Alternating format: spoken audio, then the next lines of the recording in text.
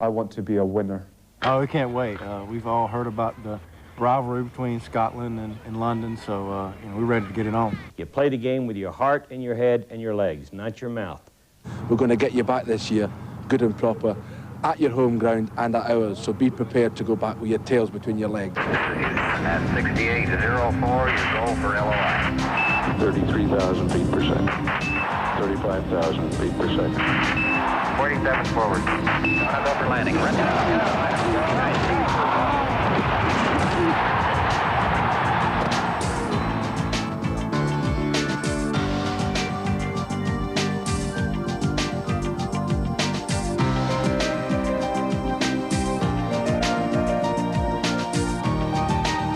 From the Sky Sports Studios in London, this is the World League of American Football. Today, featuring an all-British clash as the Scottish Claymores travel to the London Monarchs.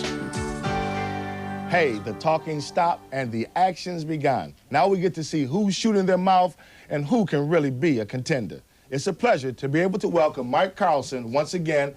And our other guest is a man who's played this game at the highest level, knows all the fancy moves, and can run a bit as well. Ron Pitts.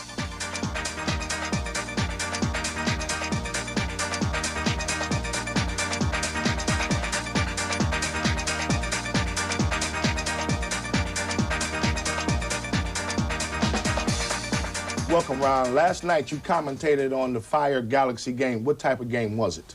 Well, first of all, Frankfurt, they made sure that they were going to get back at them for those 2 losses last year. I think that was on their minds first and foremost.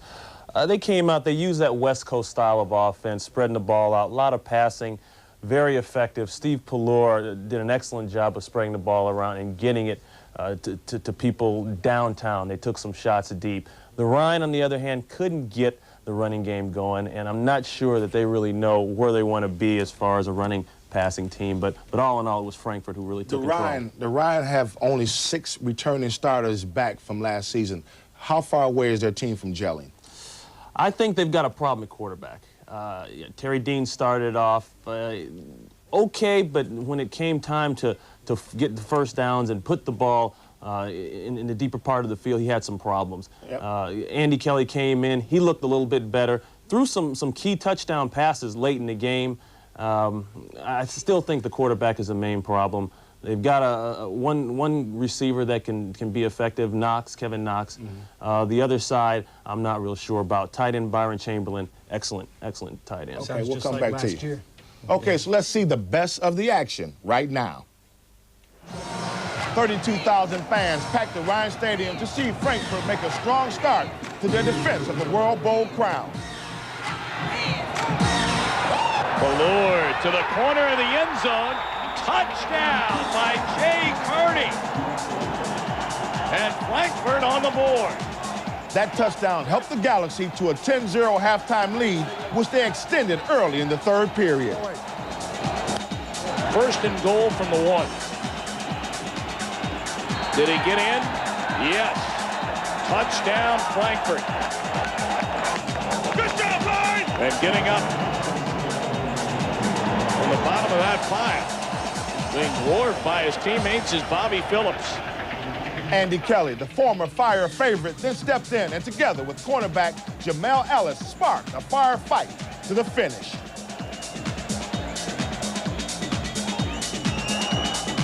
Third and 7. Blitz coming and tipped off. He's gone. And going the other way, Jamal Ellis. And he will score.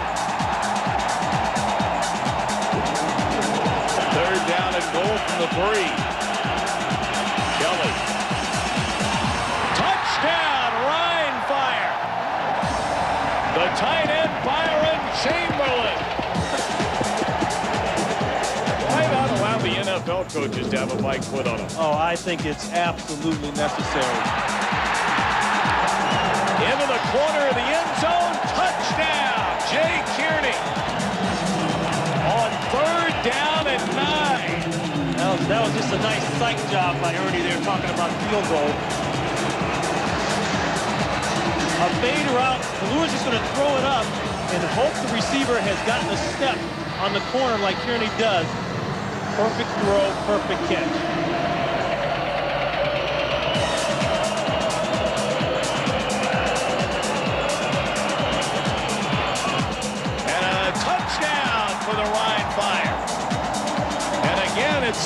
tight end, Byron Chamberlain. And a good throw from Kelly. But with only 15 seconds remaining, recovery of the onside kick was vital. But although Leo Araguz came up with a great effort, it was a Frankfurt hand that recovered the ball. Final score, Ryan Fire 21, Frankfurt Galaxy 27.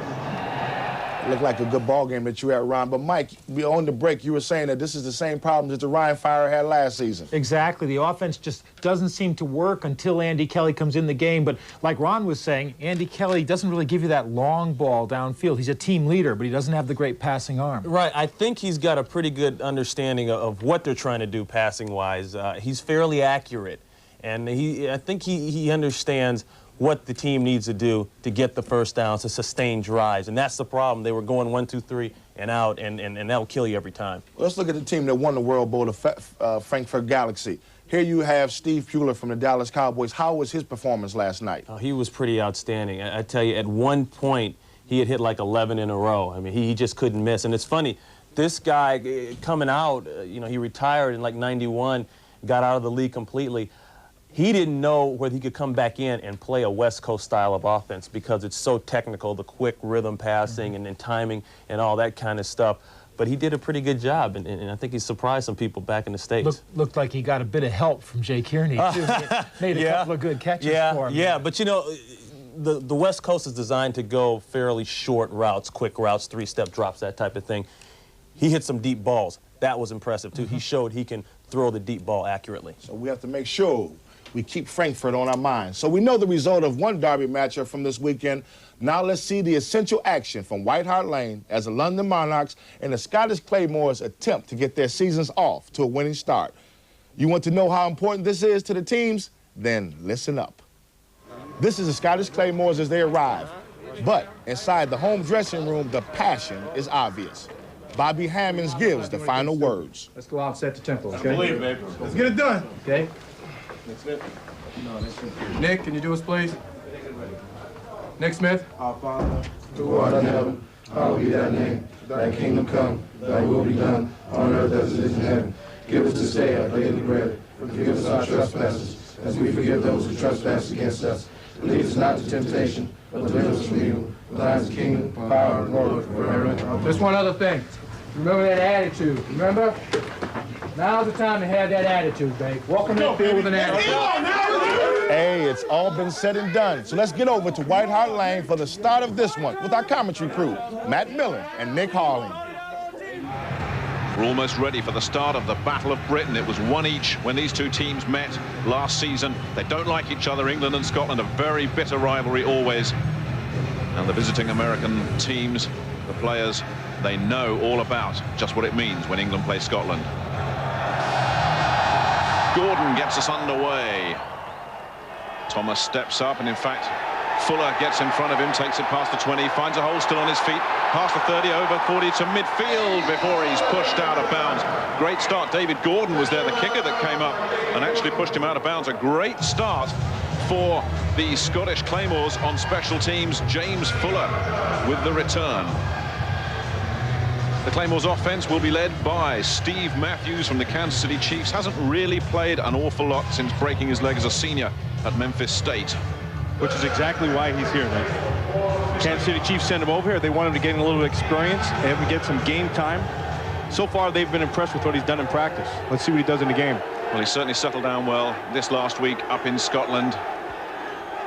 The handoff is to Dickerson, the fullback, who gets a block and picks up close to first down yardage. Darren Studstill, the free safety, number 27, came up and made the hit, but they may move the chains on that one.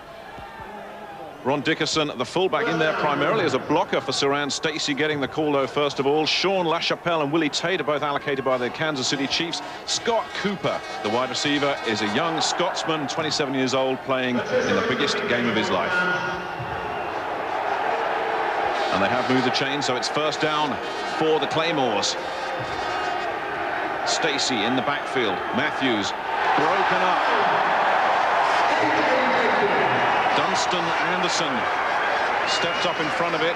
Matthews was looking for Stacey, but Dunstan Anderson was all over it. Now, this is one of those things that Matthews is going to have to learn to do. See, this is just lack of experience. So you have a defensive lineman right up in his face without taking his time. He just lets it go a little bit too soon instead of letting the defensive lineman come back down. So Dickerson checks out of the lineup. Aaron Bennett, the backup tight end, is split wide right on 2nd down and long. Stacey gets the call and is met at the line of scrimmage. Jerry Drake was there. Jeff Hunter, number 75, in on the tackle as well. Let's take a look at the Claymores offensive line. It's big. 4 of those guys NFL allocated. Randy Bierman is the odd man out. Barnt comes from the Chiefs. Zeno from the Rams. Hunt from the Oilers. Wagner from the Redskins. The one thing they will not be lacking for is size. That entire offensive line has good size. They have pretty good speed and feet for O-line. Loss of a yard on the play. Brings up 3rd and long for the Scottish Claymores. Stacey and Dickerson in the backfield, but Matthews drops the pass and is forced out of the pocket and scrambles and does enough to get a first down, getting into the secondary. Darren Studstill, a free safety, stopped him, but it's inside the 25.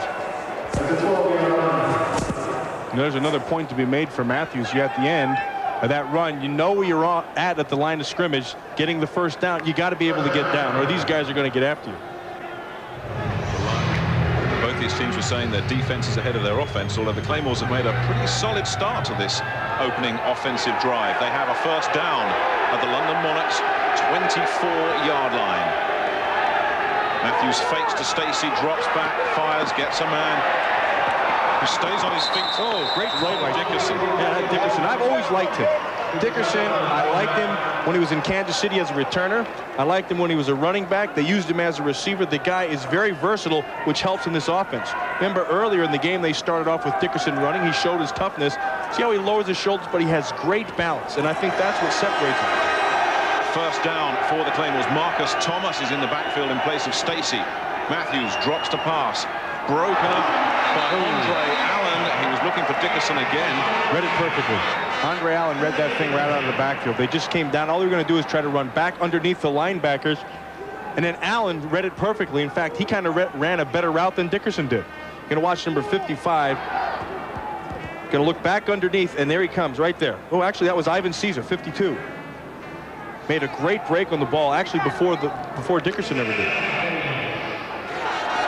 So that brings up 2nd down and 10. Saran Stacey is back in the backfield.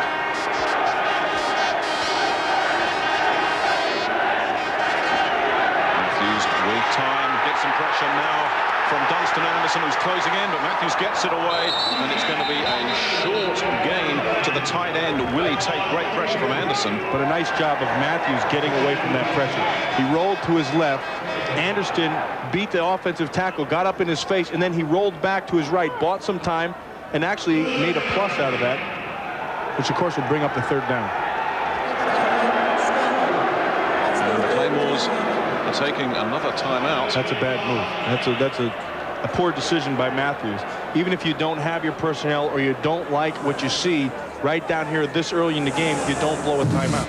So he's going to have, obviously you have working on things. One of the things is to just have some awareness of what's going on in the game. That's all. I think that's all 3 of their timeouts gone already. Yeah, that's a major league mistake. No, we haven't even had 5 minutes. Well, there are a few rule changes from the NFL. There's 4 points for a field goal in excess of 50 yards. The receiver needs only 1 foot in bounds, although last year all of them by habit seem to come down with 2. And the defense can score 2 points on all extra point attempts if they can block the kick and return it. And there's a 35-second play clock as well. Just helps kind of speed things up a little bit. 2 tight ends in on 3rd and 10 from the 12. Dickerson in the backfield. Matthews drops. He's got a man, has he? It's a touchdown for the Claymores. It's gone to Yo Murphy. Nice catch by Murphy. That was great coverage right there. Murphy just went up and took the ball right away from him. Sean Crocker, the corner, had great inside position. As the ball went up, Murphy beat him to the high point of the ball, and that was the difference in the play. So, Scotland draw first blood in the Battle of Britain, courtesy of Yo Murphy. And the extra point attempt will be made by Gavin Hastings, the former Scotland rugby union captain who's converting to American football and has worked very hard in training camp, but this really is his first real test.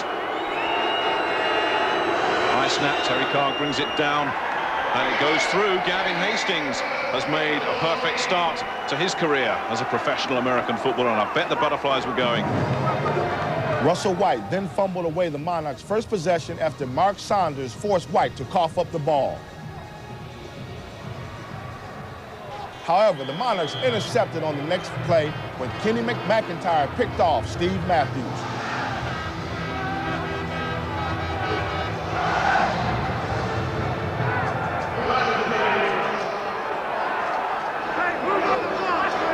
The resulting field goal attempt by Dave Gordon was pushed wide, and it's the Scottish Claymores who have possession.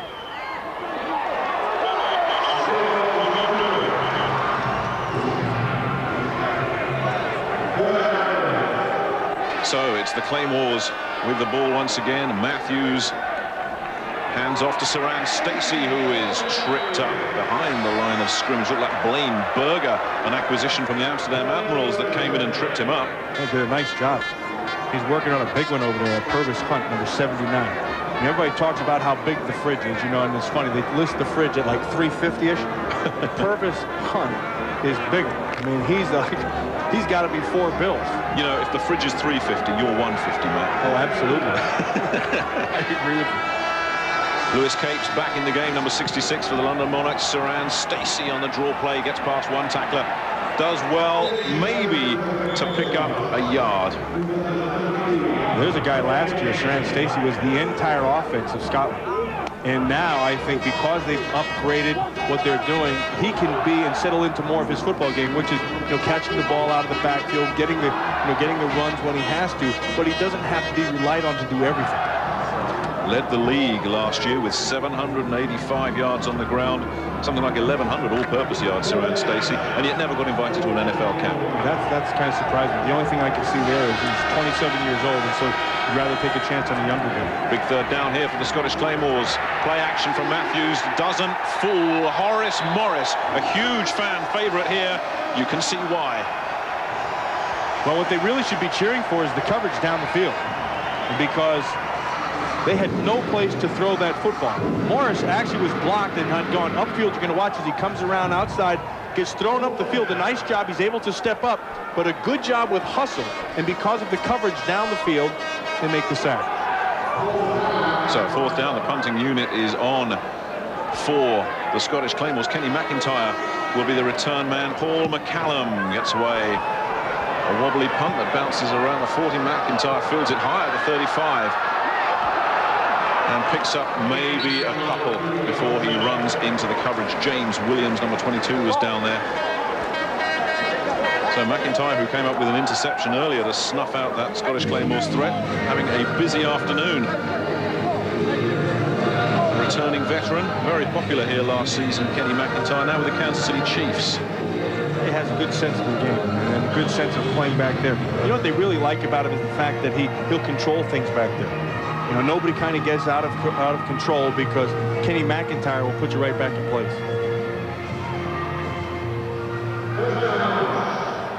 So Preston Jones continues. The handoff is to Russell White, who gets past one tackle and picks up around 4 yards before he runs into Fuller.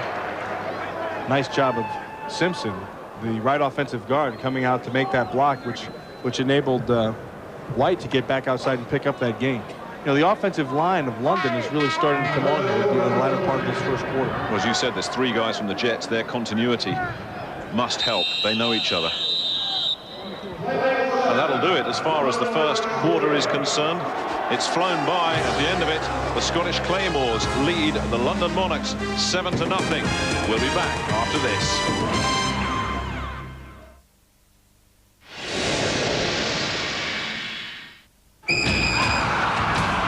For 100 winters, football and rugby have battled for the hearts and minds of sports fans. But now, in a brand new summer competition, Sky Sports presents rugby as you've never seen it before. The blinding new summer sport for fans who love a big ball game. Super fast, super tough, Super League. The summer sport on Sky. Wow. You know, I bet they drink Howling Black Label on the house. Brewed 4.1%, no less. Well, I've got some pretty impressive statistics of my own. Me too, big boy. Carling Black Label. Bottoms up, the best-selling beer in Britain. In the Daily Mirror tomorrow, take that and get this, a free Take That souvenir magazine for every reader. The amazing Take That story from Backstreet Kids to Kings of Pop. Fantastic pictures of the band as you've never seen them before. The fans, the fame, the hits, the split. The incredible Take That story only in the Daily Mirror tomorrow. Free, so take that. Cats are surprising creatures, so it's nice to give your cat a surprise in return with these new recipes from Sheba. Delicious pieces of salmon and whitefish in jelly, or succulent pieces of chicken and turkey in a light gravy. Your cat will love you for them.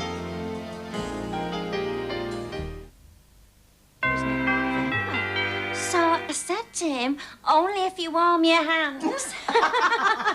I always enjoy going round to my friend Rita's. In her day, she could have any man she wanted, and she wanted quite a few. Well, I thought she was past all that malarkey until I heard... It's me, Romeo. Turns out it's a fella sent by British Gas. They run this free scheme for people on their own like Rita, where you can choose your own password. So when the man calls, you know he is who he says he is. You thought I had a fancy man, didn't you? No, did I? Good afternoon. British Gas, the password scheme. Oh, lovely.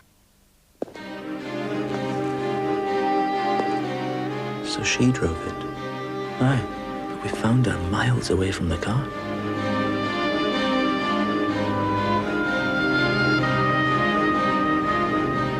Nothing. Let's take it in. I'll drive you. So, how do you feel now? Wonderful. Absolutely wonderful. I'll drive you. The new Mitsubishi Colt. It's too much for some people.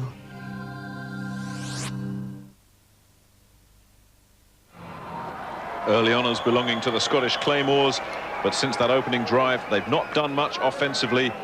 And it's London that you feel are starting to settle and find their rhythm offensively. And they've got a second down and around 4 to go, close to midfield. Preston Jones looks one way, goes the other, gets a man. It's Russell White who gets hit first by Shannon Jones, who stopped him, and that was enough. Well, a big season this for Bobby Hammond, the London Monarchs head coach, latterly of the Philadelphia Eagles on their coaching staff. 4-6 last year, knows he has to do better this time around. Yeah, and the way you have to do that is get players, which is what he understands and does pretty well. So he went back in the offseason, and he spent time in the Philadelphia Eagles personnel department and just scoured film day after day. And actually, he's upgraded his team in the talent department quite a bit. Larry Wallace in motion on 3rd down.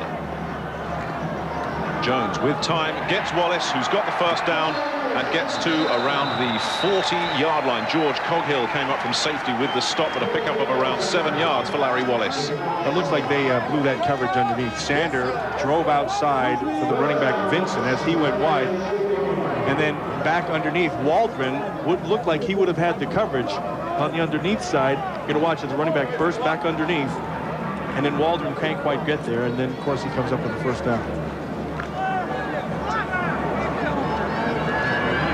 Hinchcliffe split wide to the left, Howard wide right.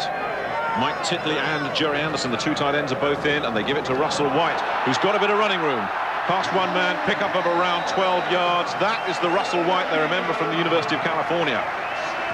That's exactly what they're waiting for, and that's what Bobby Hammond was talking about. Those little flashes of brilliance. But before you can get any of that stuff done, your offensive line has to do the job. Watchers are going to work to the right side of your screen. There's a nice job of the left offensive tackle pushing him back up, and then White just takes advantage of it. Once you can get that hole and get just a little crack, get through it, you come up with a big play. Well, there's 3 guys from the Jets here, and they've already been christened the Jumbo Jets. Gaston Green alone in the backfield, the former LA Ram and Denver Bronco, and it's Green that gets it but doesn't get much change out of Joe O'Brien, a backup defensive tackle who was in on the play. Gaston Green is another player exactly like Russell White, although remember, Gaston Green was a speed guy, was in Denver, was an all-pro. He was drafted originally by the Rams. But Gaston Green had that great quick step, and then all of a sudden he just lost it for some reason. He's here to find out if he can find it again, because if he can, he'll be back in the league, or at least have a shot.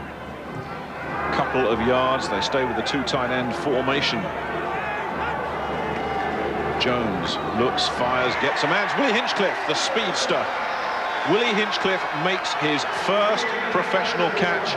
This guy said, all I need is an opportunity. He thinks he's got the speed. Well, he has got the speed.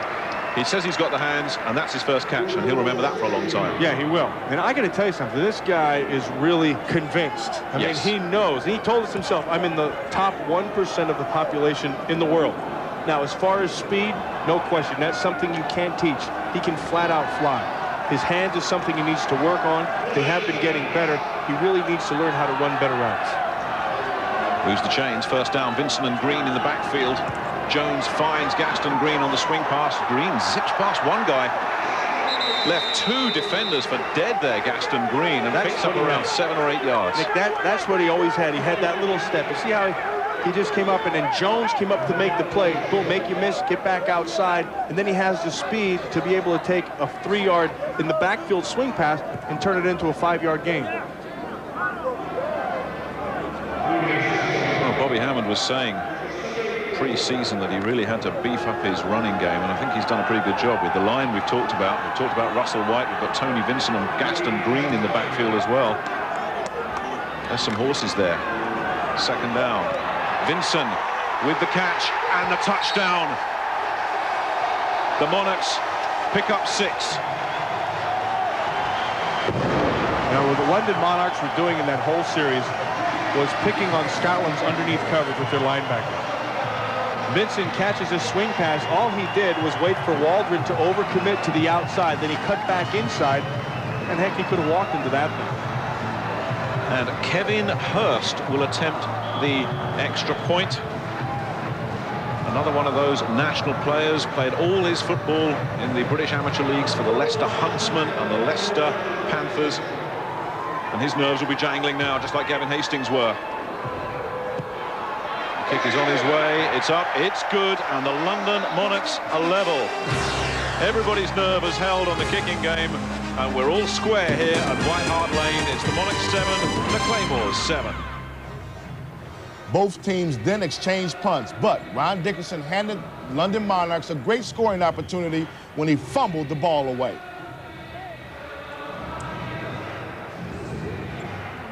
The Monarchs have a 1st and 10 on their own 43-yard line. London looking to turn the screw here, and Larry Wallace goes in motion. Jones looks in Wallace's direction. He's got Duckett to beat, and Duckett, who is tall at 6'3", was tall enough to break that one up. Yeah, nice coverage by Duckett. He went man up all the way, and he ran with Wallace, man, stride for stride. Now the difference, as you said, he understood his height, and he used it to his advantage because he trailed him. Now, in order for that ball to be complete, it has to come over the top. If it's not a perfectly thrown ball, it's out of bounds. You know, if that had been to the other sideline, James Williams is 5'10" on the other corner. That could have been a very different story. Yes. Forey Duckett from the New Orleans Saints had the height advantage there. And that brings up a 2nd down and 10. Wallace split wide right, Hinchcliffe wide left, going over the middle, and they give it to Tony Vincent inside. Vincent gets past Mark Sander and should have enough for a 1st down. Joe O'Brien in on the stop, but they're trying to say it's a fumble, the Claymores, but Joe O'Brien is not fooling anybody. Well, when all else fails, go back to attacking the underneath coverage of Scotland. So this time they just ran everybody off, and then they just let Vincent work on the linebackers. Now they're going to catch him in zone. Everybody drops off, and you see, watch as your middle linebacker, number 51, drops to the right side, and then Vincent just attacks the vacated area. It's just a simple zone pattern, but it picks up the 1st down. This is quite a challenge for 51 Emmett Waldron. He's an Irishman who didn't actually play the game until he was 14 years old. He's taken a big step up in class. Russell White dives over the middle. Will pick up 2 or 3 yards. George Coghill, the safety man, came in and laid the hit. yeah, there they are, rotating those backs in and out again. Vincent coming out. White, who took that long rest, is back in and rejuvenated. Gaston Green has also been in the middle of that.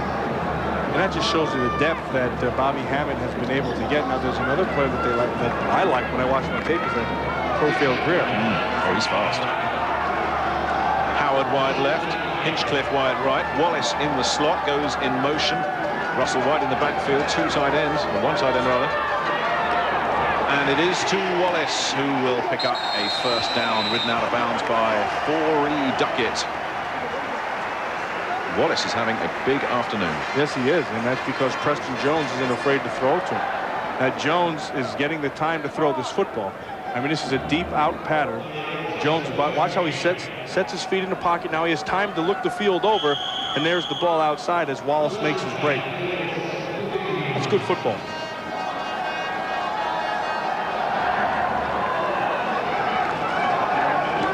Jones is clocking up some pretty decent numbers here in this first half. Less than 3 minutes remaining. Vincent and Green in the backfield.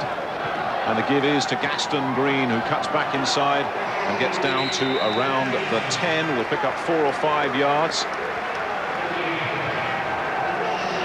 But this Scottish defense is getting banged around. Yeah, they are, and they're also taking some chances. You can see they're starting to go with some blitzes down here to try to take a chance to make a big play, maybe get a fumble or turnover or force something. When you do that, though, you expose yourself in coverage. Well, still 7 apiece with just 2 minutes and 14 seconds remaining. They might just get another play off before the 2-minute warning. Vincent splits wide left. They give it to Gaston Green, who spins away from one man. Nice moves again, and that will be a first down, and it's in Fridge territory at around the 1-yard line. George Coghill on the stop, and that will be the 2-minute warning. Timeout, 2-minute warning. The clock is correct at 1:58, 2 minutes.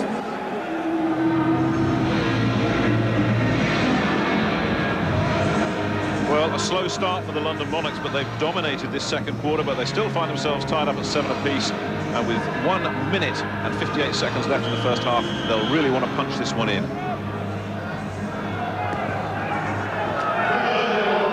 wondered if the Fridge might come in. So far, the Monarchs have resisted that temptation. The Fridge was champing at the bit to get in there. But they're going with Vincent and Green in the backfield, and the give is to Vincent, who looks like he's been stacked up, already picked up 1 touchdown in this game. Not on this occasion.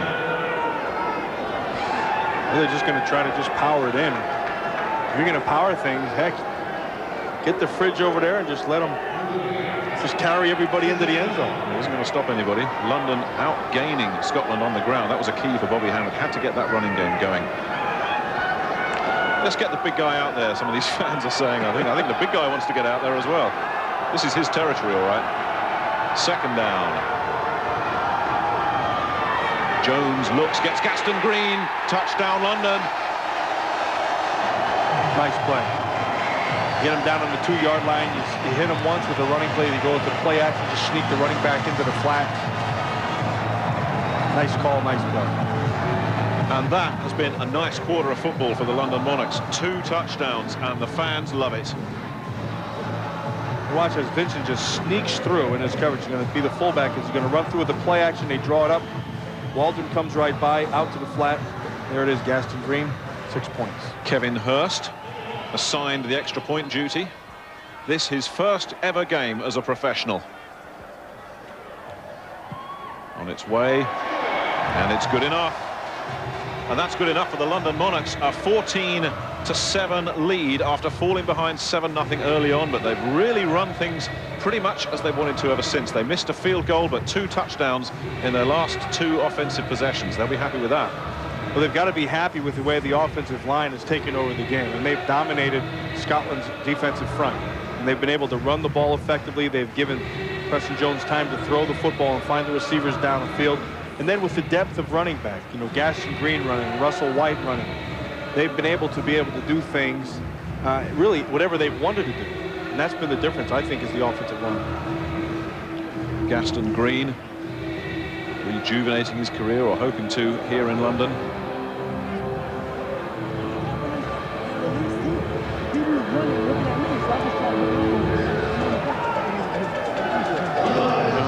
happier here in White Hart Lane. Falling behind early, David Gordon will kick it off. Marcus Thomas is back deep. Gordon only reached the 25-yard line on his last kickoff. He got way under that one. He just popped that thing right up. Certainly kicks a lot better in practice. He's getting a little slap there from Morris. Just settle down.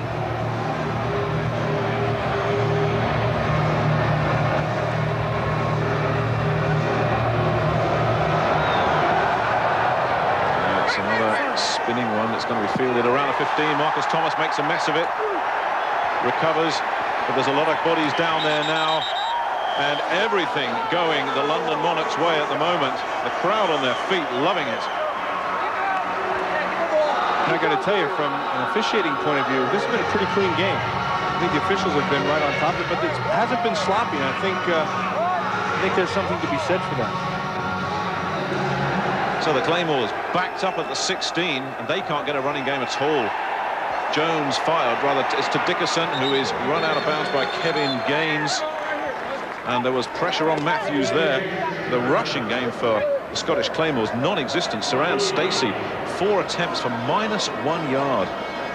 And there's 2 reasons for that. First of all, in that first quarter, they were able to run the ball pretty effectively, but then London took the game over. And since that time, they've not been able to get anything going on the ground, because they've kind of almost been in the catch-up mode. They haven't been able to get any first downs. Pick up of a couple.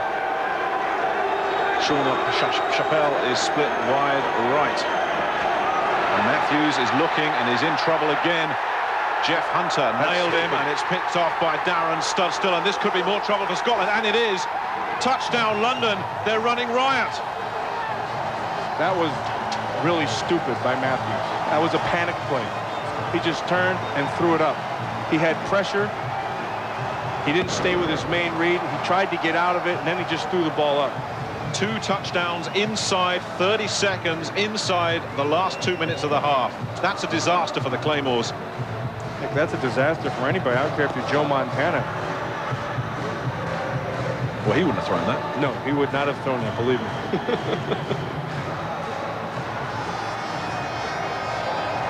Darren Studstill, another allocated player from the Jacksonville Jaguars, comes off to great applause. And now Kevin Hurst will attempt a 3rd extra point. Much lower. He got away with that one. But when your luck's in, your luck's in, and everything has been going for the London Monarchs this period. This second quarter has been dominated by them. You watch, he just starts to panic right here. As he starts to get the pressure by Hunter, he just throws that thing. You don't do that. I mean, you just don't do that. That's a mistake that not even rookies make. What an amazing last minute, and it's the Monarchs who are celebrating. They're up 21-7.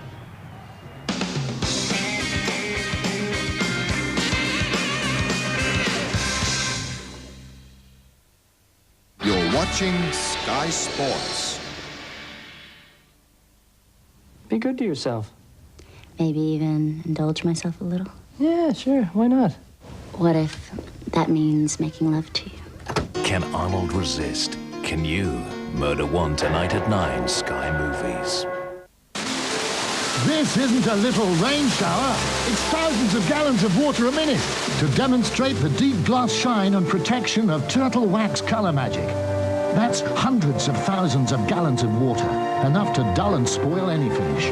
But Color Magic car polish repels water and protects your car from weather, washing and pollution. It even helps mask minor scratches. Turtle Wax Color Magic enhances, shines and gives lasting protection.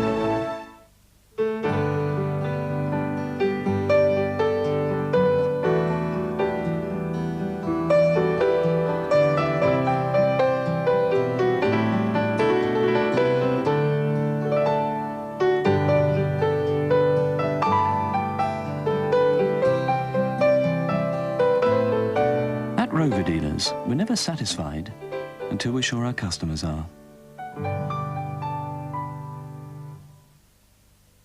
Byler, who do you call most?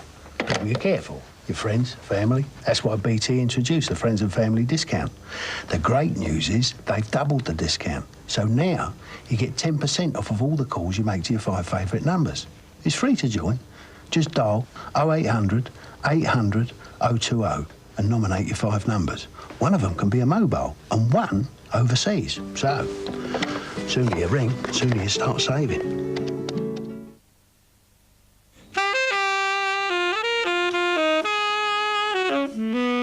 I'm not what you call a world traveller. Fact is, I've never left Britain. I'm happy as I am. The old Crown being my second home and all. Ben Webster used to play on this. But Margaret used to tell me that every person should follow their dreams. And that's just what I'm doing. 60,000 people a day pass through here. I don't know much about technology, really. I just want it to do what it promises. I just wonder how they keep track of everything down there. ICL, information technology supporting your way of life. Play fantasy cricket only with the Daily Telegraph. Don't get caught out.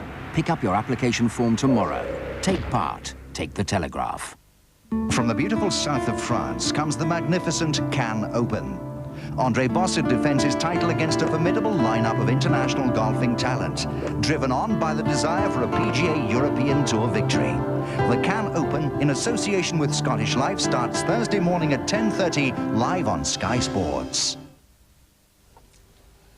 Hey, we're back. So the score at halftime is 21-7. Mike, is this what you expected? Well, not completely, but Scotland got off to the great start, and London's defense looks good. That defensive backfield we thought was going to be so good is really performing. The key for any Bobby Hammond team's the running game. Tony Vincent out of position a little bit as a fullback, but they're mixing up their formations to take advantage of that. And the big question marks, Russell White, Gaston Green, they're both gaining yardage. Scotland's going to have to do something defensively to stop that London running game. You know, Ron, when we look at the running game of the Monarchs, you have Russell White playing extremely well. You picked out an excellent play for him in the first half. Yeah, you know, I think this shows what Russell White needs to show to the pro scouts back in the States, that he still has the ability to elude tacklers, and he does a real good job of it on this play here. I want you to watch the way he sees the tackler, but watch this move here. It's going to be a little stutter step right there, in and out, and that's all it takes. That's the kind of thing that the scouts want to see. They want to know that he can run the ball and he's got the speed and the toughness and all that still, but can he break the tackles? That's what they count, how many yards after a tackle. So those are the skills that they're looking for in a running back coming into the NFL. Absolutely, and he proved right there that he can run inside. He went outside, came back inside, eluded a tackler, and picked up a few extra yards. There's another guy, his partner in the backfield, who has also made great runs. Gaston Green, former All-Pro. He's come through in the first half for the Monarchs. Outstanding run for him. Same type of thing. Now, Gaston has always had great speed, especially on the perimeter. But here on this play, he shows that he can see things as well. Now, I want you to watch right here. He's going to take the handoff inside, and we're going to freeze it right here. Now, he sees the penetration from the tackle right there, but his eyes are also here. He sees that there's an open, and that's the great peripheral vision from a running back, that he's got to have that. And so that's something you need, and there's a great spin move. He's always been able to do that. But the vision, that ability, that extra sense, that instinct of seeing all that at one time, you lose that when you've been out of the game a while. He's showing that he's still got it. And Mike, you used to be a tight end in football. Give me the ball. All right, I want it in the air. Now these guys, is it the running abilities of the Monarchs or the lack of defense by the Claymores defensive Well, linemen? the impressive thing about London in that first half was the way they looked around when it didn't work the first time they had the ball. They looked around for an opening and they found the short passes underneath the linebackers. Now, all Bobby Hammond has to do in the second half, if the running game keeps working, is to stretch out that defense a little bit with the passing game. Preston Jones was making the right decisions and getting the ball there. All right, let's look for that in the second half. But before we get back to the action, here's your chance to win a trip to the World Bowl with us. Last year's World Bowl was wet and wonderful. To be in the crowd for this year's fun, all we want to know is, where was the 1995 version held? The question again is, where was the 1995 version held? Answers please to World Bowl Competition, Box 226, Sky Sports, Isleworth, Middlesex, TW7 5SA. Postcards only, and please make sure you get it in the post in plenty of time. First card out of the bag wins a year's free subscription to First Down.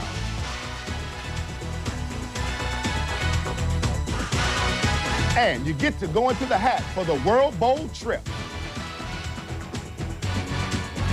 Let's get right back to the action. A reminder that the score is 21-7 to the Monarchs. And as we pick up the action, it's the Monarchs who have a 1st and 10 with 10:57 left on the clock. Here's Matt Millen and Nick Harling. So Gavin Hastings, the former Scottish Rugby Union captain, will kick things off. Profile Greer is the deep man for the London Monarchs. I'd imagine it was a fairly somber Scottish Claymores locker room at half-time. 21-7 in favour of the London Monarchs as Gavin Hastings gets the second half underway. The high kick is going to be fielded by Gaston Green at about the 17. Greer comes through the block and Green can't get past the first man downfield, which was Emmett Waldron, the linebacker who was given a bit of a runaround in that first half. The Irishman came up with the special teams play there. So the ball spotted at the 30-yard line for Preston Jones, who can be reasonably happy with his first half performance. He really should be, as should that offensive line. And they come out and they score right here. This could be a long afternoon for Scotland. Really, they have not been stopped in the first half. Russell White in the backfield. Edwin Howard, wide left, Larry Wallace, wide right, Titley in the slot. The give is to Russell White, who maybe picked up a couple before Emmett Walter and Mark Sander came down to trip him up. You know, the down that has killed Scotland has been third down, because London has been just great on third down. Every time they needed a conversion, they've gotten it. Larry Wallace has been the guy in the passing game. Preston Jones has been able to find his rhythm. And then they've just picked them apart, also throwing against the underneath coverage of the Claymores. 2nd down and 8 for the London Monarchs, who go with 2 tight ends. Give to Russell White, who runs straight into Ty Park, number 95, the former Cincinnati Bengal, who made sure that one was going nowhere. White may have just about got back to the line of scrimmage at best. Russell White really the featured back as far as London are concerned, but really has had to share duty with Green and Vincent in the backfield. Yeah, and that's been the strength really of this offense in the running game.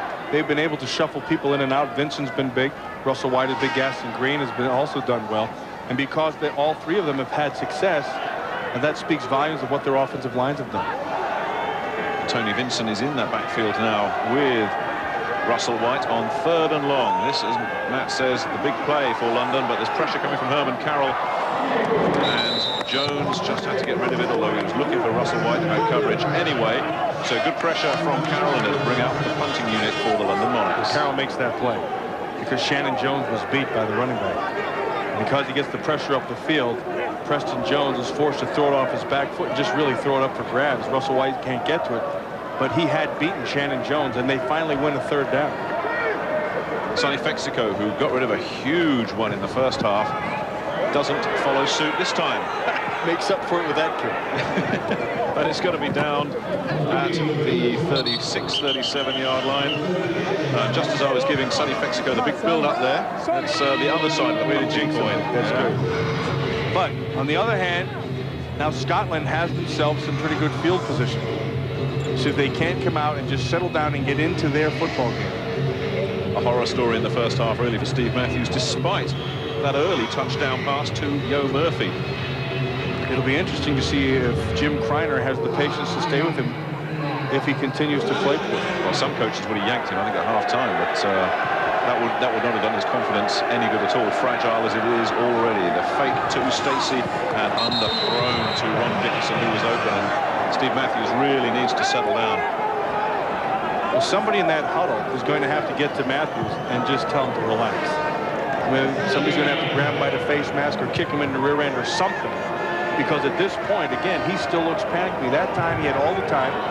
Rolled out, a nice call by Kreiner, not allowing any pressure to get to him.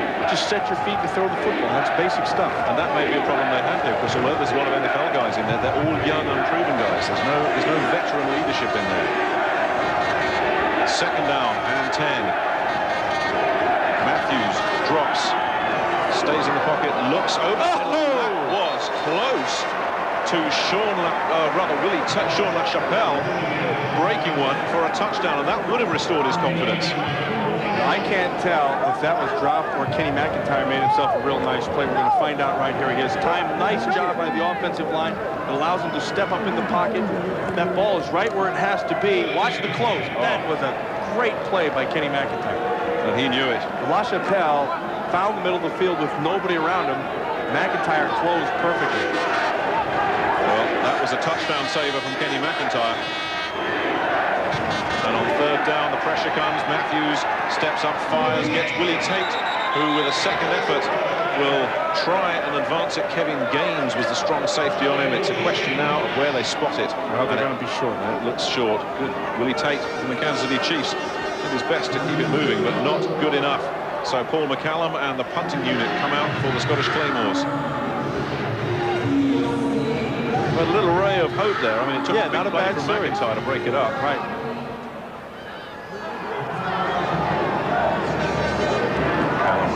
At his 25, gets a high kick, doesn't have the distance they were looking for. It will bounce out around the 30-yard line.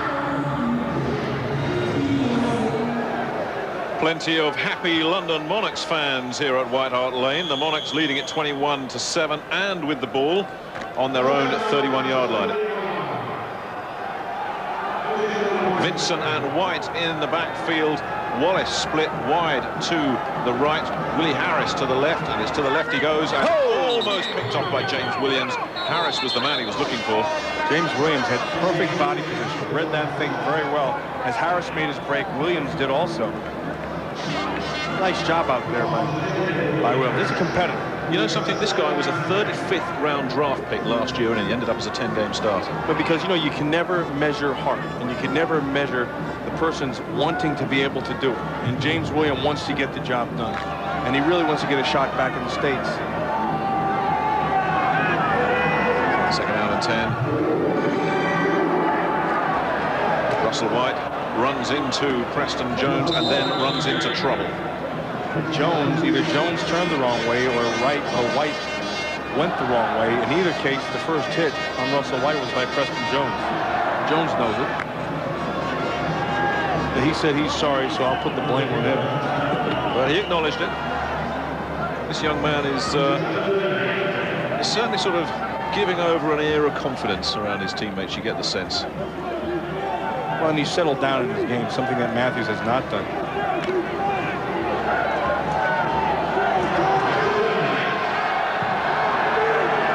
Split wide right, Harris left.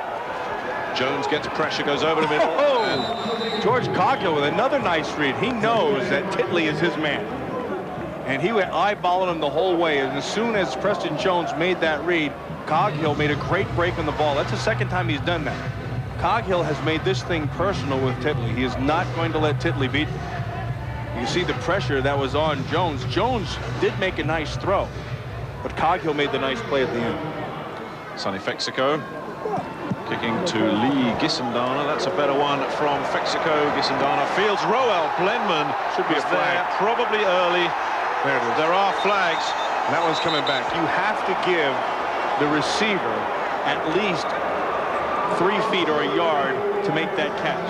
That time, the defender was right in his face. Well, Mark Montroy thought he had a touchdown, but Roel Blenman, who's one of the British national players, played for the London Olympians, is always the first guy down there on punt coverage, but just too quick that time. Well, he rolled the dice. You know, he took a chance, and that's just instinct. And hey, you can understand that. But you know what we're seeing here consistently, Matt, and you know, this is something I will harp on about. We're seeing European players getting involved at a pretty high standard. Yeah, and making some plays. Even if they are illegal. We cheat too. An eligible receiver downfield on the offense, number 97. The penalty is declined. Well, that's not fair catch interference against the offense, number 21. 15-yard penalty from the spot of the foul. First down. So 2 penalties there. Watch Blenman. Now you have to give this receiver a chance to catch the ball. See, he put his face right in the middle of his chest, and all he did was he just mistimed it. Had he waited just another half second, it would have been a big play and a big hit. Instead, it's 15 yards going the other way. Something else about Roel Blenman, they call him Rodman. on the London Monarchs. He's got orange hair, dyed orange hair. I don't think it's natural. Yeah, just a hunch, huh? Just a feeling I have. So the Claymores get it at the 38. They need to do something with it. Matthews swings it out to Saran Stacey, who's been very quiet today. Well, they've shut him down, haven't they? Yeah, they really have. And I think in the second half, Jim Kreiner's going to have to find a way to let Saran Stacey take that thing over. Now, there's one guy who's played in the National Football League, wants his chance back in, was really the whole offense last year for Scotland. And with a lot of plays like this, just the short passes out, let them attacking underneath the coverage. More of this is going to have to happen if they're going to get going. Good enough for first down yardage for Stacey. They're over midfield at that 47-yard line. Remember, this is a 94-yard field here at White Hart Lane. Matthews looks, short drop, broken up. Andre Allen read that. Andre Allen stepped up and said, that's going nowhere. Matthews is still a little too rushed out there. He's got to settle down still. And 8 minutes and 48 seconds left in the third quarter. You would expect that those butterflies would have been long gone. Especially as he started off so well. Right. Well, they had quite a battle in training camp before he saw off Jim Ballard, the backup quarterback, with Steve Matthews, but really seemed to come through well this week in practice. Pressure coming on second down. He's got time and he's looking for Stacey, and Stacey can't make the play because Sean Crocker was in his face. And on the other end, it looked like Fridge was trying to get into a fire. He's still hot. Fridge is still jawing back and forth there. Yeah, the Fridge is having some conversations there. Well, Fridge got a good push inside. Scotland has not been big on third downs tonight. Like they're 2 out of 5. This is a big third down for them. See the Fridge there. I mean, he's obviously not an every down kind of guy, but like you say, he wants to play. This is not some stunt for him. Third down and long. Matthews gets pressure, gets it off. Oh, I like that play. LaChapelle trips up, maybe short of the first down marker. He certainly lost his footing. It is a little bit slippery out there. There's been a bit of rain around the last week or two. It's going to be a nice decision, and Kreiner's going to go for it, which I like this decision right now. LaChapelle, they went with a double screen. They will look to the left. It wasn't there. They came back to LaChapelle coming back underneath. Nice catch. Know what he had to do. He just got tripped up, sets up this fourth down and probably 2 feet. Kreiner's going to go for it. And the London Monarchs inevitably send in the big man. William Perry's in there. Stacey and Dickerson in the backfield. Big fourth down this for Scotland. Stacey gets it and gets enough. That was all on Saran Stacey. Stacey was following the lead block of Dickerson. And then as he saw it, he cut back inside. He just saw a little hole to get into, and he picked up that first down. That's a gutsy call by Kreiner. I like that. I mean, I'll let you know where they're at. Down by 14. He knows he has to get something going. I want you to watch 27 as he comes across, follows the block, cuts right back inside. Never stops his feet, and really picks that thing up by himself. Kept right away from William Perry as well, who is still in there. First down. Pressure coming from Dunstan Anderson. Matthew rolls away and almost had Willie Tate incomplete, but Matthews just settling maybe. It's starting to look a little better, which is what they have to do, but he's still getting too much pressure so from that up front side. Hunter has been playing very well, as has Anderson. Anderson's put a few times good pressure on Matthews. But something else that is not helping Steve Matthews is the running game for Scotland. Not firing at all. Saran Stacey shredded London last year. This year, 6 carries, no yards. Second down. Matthews, pressure, gets rid of it. Well, they're screening these guys to death. LaChapelle again on the outside. Almost the same identical play that set up that third down again here. What they're doing is, because of the pressure that London has been getting up the field, they're going with the screen to allow the pressure to come in, suck the defense in, and then they're running their wideouts back underneath the guys coming out, and that's opened up 2 big first downs. It's an effort on Kreiner and Scotland's part to slow down that rush. It'll make you think twice. 5.5 minutes left, third quarter. Scotland down by 14. Looking to cut that deficit in half. Matthews fakes one way, gives to Dickerson. Dickerson runs into trouble, gets past the first man, doesn't get past the second, and that should be a fumble. Like Sean Crocker thinks he's got the ball. The officials see it differently. Well, I got to tell you, I had a perfect view of that, and that's a bad call by the officials. That ball came out. Crocker had it before Dickerson was ever down. However, it doesn't matter if they don't make the call. Tony Correnti, the referee, is the call maker. Not Matt Millen up here in the box. Watch Dickerson, and he's going to come across. And that ball is going to come out before. Sean Crocker will have his hands on that football before Dickerson ever has his foot down. Watch right. Oh, you didn't get to see it. It was right at the end. Matthews drops, has time, finds Stacey. Stacey faced by Nick Smith, gets past Smith, doesn't get past the big man, William Perry. What's he doing out there? Well, he ran 25 yards, so that's probably like a marathon.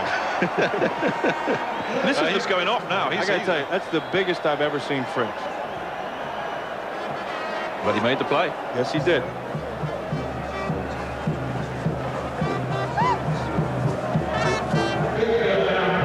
A third down and 5 coming up for the Scottish Claymores. 4 minutes left, third quarter. They've moved it inside the 15-yard line of the London Monarchs. Murphy and La Chapelle are in out wide. They look for La Chapelle, who is stopped inside the 5. Gang tackled. Nice job of La Chapelle of knowing where he is, and a nice throw by Matthews. Again, Kreiner, because his offensive line has not been able to consistently keep the rush out, he goes with that short rollout, and that buys him time. You can use Matthews' feet. He throws on the run as he comes up. Jenkins can't get there. La Chapelle makes the catch, and then gives you good effort to try to get to that touchdown. It's first down and goal, late third quarter. Motion from Sean La Chapelle. Dickerson fumbles. And who is going to come up with that? This is a huge play for Scotland. They've got to recover it. Well, Dickerson must have gotten it back. The official put up second down already. That was just a monster recovery. But how the heck could you fumble the ball down here? Looks like he never even got it in his hands. Or if he did, he just stopped quick. There's the snap. He just handed it to him perfect. Oh, he never just had it. Never put his hands on it. But made sure he got it back. Jared Kaya-Elo, number 31, is in the backfield along with Saran Stacey. Matthews fakes to Stacey, then looks and goes for the bootleg. And does he get in? No, they're saying he didn't make it. Matthews had the right idea there. He had to keep moving with his feet to stretch the defense. And then as he came up to the line of scrimmage, if he's going to throw, then that's when he has to. But he can't make his decision till all the way at the end. See, he made his decision to run right here. Right there is where he has to make his decision to run or throw, at the end of that play. Because what that does, it puts pressure on your secondary. Once you declare, then they can declare. And that was Kevin Gaines, the strong safety, making the stop. Third down and not a lot. La Chapelle in motion. The pitch back is to Stacey, and he's in. Touchdown, Scotland, and we have a ball game. That was all Saran Stacey. That pitch is designed to draw your defense and stretch it out wide. 71 reported as eligible receiver. Gavin Hastings is out to attempt the extra point, but eligible receivers called in by the Claymores as well. Remember, you can go for a 2-point conversion. And defensively, you can score here also.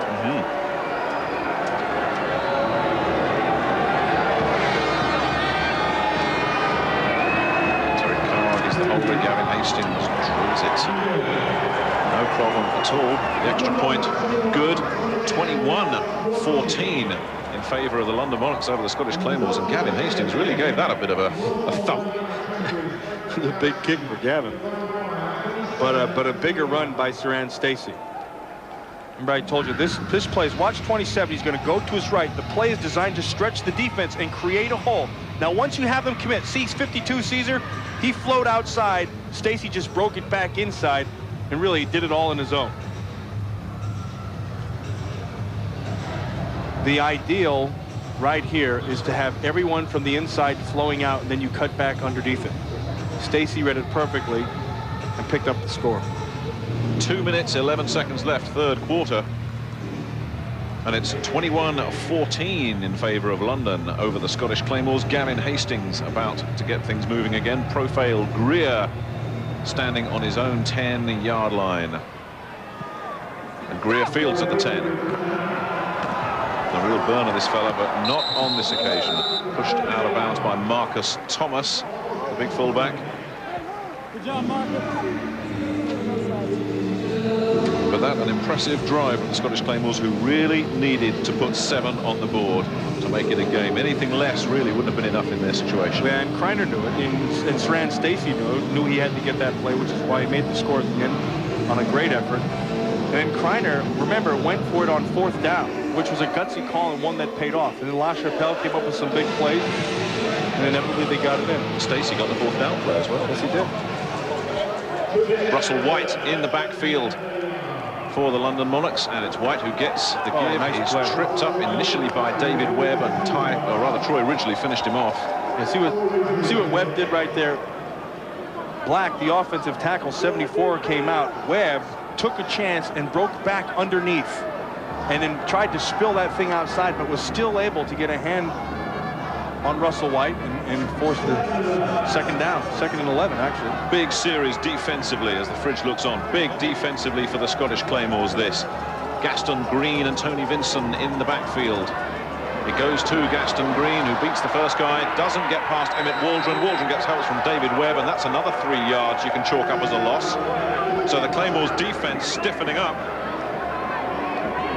Nice job there. Shannon Jones turned that thing back inside, which allowed, he really made the play. You're going to watch, he's going to look for Gaston Green. You see him at the top of your screen. Now watch, here comes Shannon Jones. Boom, he takes that shot, turns everything back inside, and then Emmett Waldron is there to make the play. That's good team defense. Ray Wilsey is the Scottish Claymores defensive coordinator. Longtime Monarchs fans will remember him as their head coach in 1992 and the defensive coordinator when the Monarchs won the World Bowl in 91 and with Frankfurt in 95 as well.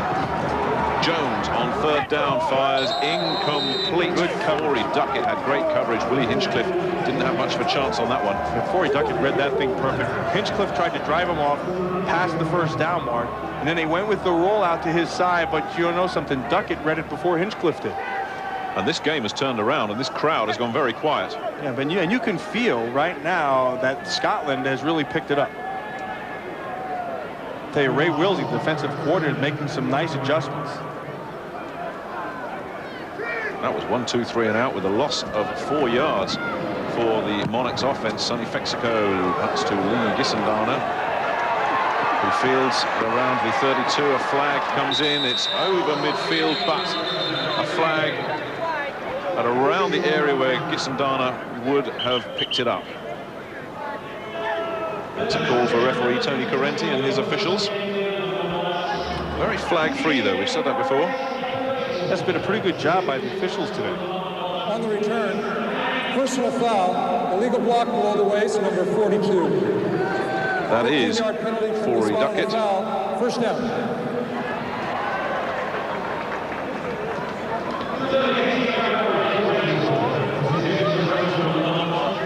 Has done it all. Been there and done it. Yeah, he's a real sharp guy and a lot of fun to be around. And he's made some really good adjustments here. 3 times now they've stopped London on 3rd down. In the first half they had all kinds of troubles on 3rd down. So it's 1st down, Scotland down by 7 at their own 30-yard line. Matthews fakes the handoff, swings it out to Stacey, who's being pursued by Allen, and Allen has got him. A flag, 2 flags come in. You know, that one really could be a pick. Willie Tate came back in motion and blocked before that ball was thrown to Stacey in the flag. Also, Allen was high on the tackle as well, in the area of a face mask, but we'll have to see. Certainly a couple of flags came in quick. Well, it's going to go against Scotland. Matthews is giving the point to his team. Tripping, number 78 on the offense. 10-yard penalty from the spot of the foul. Repeat, 1st down. That's Keith Wagner, the right tackle from the Washington Redskins. Well, you're going to get him for a trip because out in the open field. Now, what happens if this is inside, nobody says 2 words about it, but because they're throwing it outside, watch this, kind of like a leg whip. There's the trip right there. Me, personally, I would never make that call.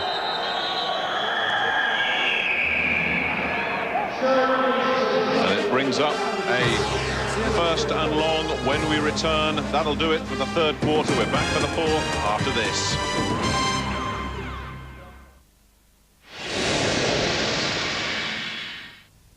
The Premiership Countdown. And so much to play for. Like defeating your arch rivals to clinch a place in Europe.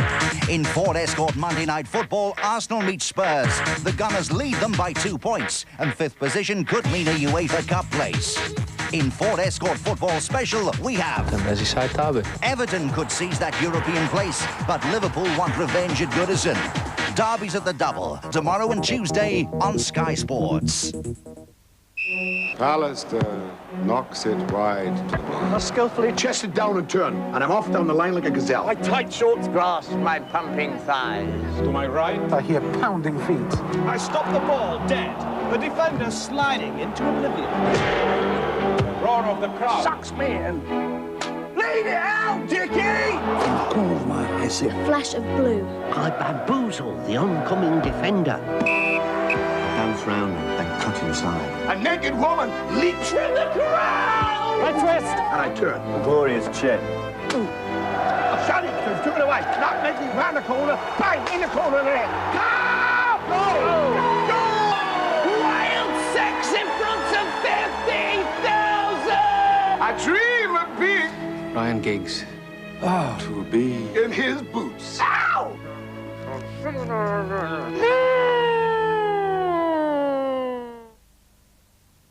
Some things in life are hard to swallow, such as paying for your home contents and buildings insurance in one large lump sum. A General Accident Direct. We let you pay by instalments without charging you a penny in interest. How appealing! To find out more about home contents and buildings insurance, call General Accident Direct on 0800 121 004 tomorrow. Please! Henry, Molly, time for your flea control. I wonder if it's the spray again. Maybe it's the powder. Or perhaps it's the shampoo. Here, Henry. What's this? It's Program, an easy and convenient flea control, available only on prescription from your vet. Here, Molly. It's simple. One dose once a month in their food stops fleas breeding. Don't wait until they start scratching. Ask your vet about Program now. That was easy.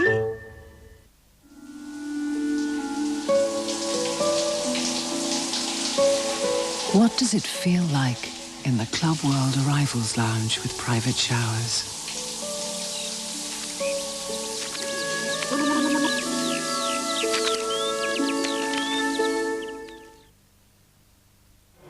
Getting ready to start the fourth quarter here at White Hart Lane.